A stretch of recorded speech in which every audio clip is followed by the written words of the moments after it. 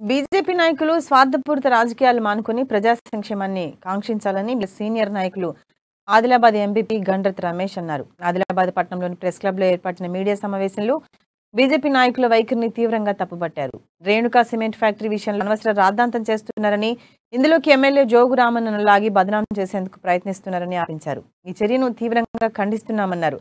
వాస్తవానికి భూ నిర్వాసితుల పక్షాన నిలబడి అప్పట్లో వారికి రైన ధర వచ్చేలా చేసింది జోగు రామన్ననే అన్న విషయాన్ని గుర్తుంచుకోవాలన్నారు.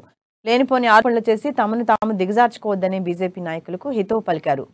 రాజకీయంగా లబ్ధి పొందడానికి అమాయకులను పావులుగా వాడుకోవద్దని హెచ్చరించారు.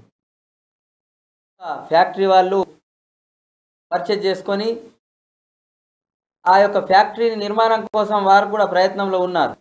కాబట్టి అటువంటి ప్రైవేట్ ఇష్యూని గౌరవ ఎమ్మెల్యే గారి పేరుని మాటి మాటికి ఎమ్మెల్యే గారే చేసిండ్రు, ఎమ్మెల్యే గారే ఇంట్లో బాధ్యులు, ఎమ్మెల్యే గారికే సంబంధం అన్నట్లుగా ఎమ్మెల్యే డౌన్ డౌన్ అని అక్కడ నినాదాలు చేసుడు, జోగురామన్న గారు డౌన్ డౌన్ అనుడు ఎంతవరకు సమంజసం?